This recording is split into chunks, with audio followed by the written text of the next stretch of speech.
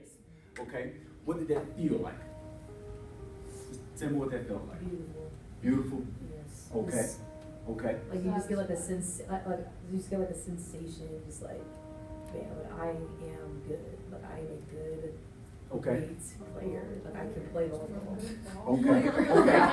Okay. So I'm a when you, ball player. That's literally the thing. Like that's sorry. No, go ahead, go ahead. Okay, so like last season, like last season, like I told her. What'd you say? Before every single game, like I gave like a talk to like the team and saying like, look, listen, like we made it to the D2 level, like we are all here for a reason. We are ball players. Yeah. We always like I always said ball players, and so like yes, Okay. we have that feeling of a ball player. good deal. Now, going into a match with that feeling. Now you got that feeling. A lot of times that feeling is developed as you play the match, as the match starts. I have a question. Okay. How do you, as an observer, Mhm. not be intimidated or get away from intimidation? Get away from intimidation. Intimidation, yeah. Intimidation. Okay. Basically, it's about being in control of your own mind. Because if you are intimidated, it means you have given someone else your attention, and they have your mind. So you being in control of your own mind, you controlling your own thoughts. Think about what you want to think about at that time. It's easy to do if you're going into an environment where it's pre-planned, like you know you're going into a practice. And you can say, okay, I don't want to go into this practice.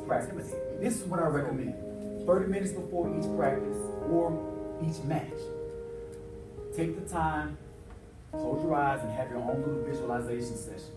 But I want you to mentally walk through the practice that you're going to have. If you got a 2-hour practice schedule, sit down, close your eyes, and think all the way through the practice. Picture yourself. I want you to see yourself walking through the door of practice. Saying hi to everybody, put your bag down, put your knee pads on and all of that. Visualize all of that. And everything you go through in practice, the warm-ups, the routines, or whatever you do, picture yourself going through that. Not just see yourself going through that, but how you're going to go through that. How do you want to show up in practice? How do you want your practice to be? See yourself doing better than the last practice. Every practice should be better. Basically, every time you hit the court, whether it's practice or whether it's an actual match, each time you hit the court should be better. Your body should know whether you're in practice or whether you're in a match. Because the purpose for being on the court is to get better and better and better.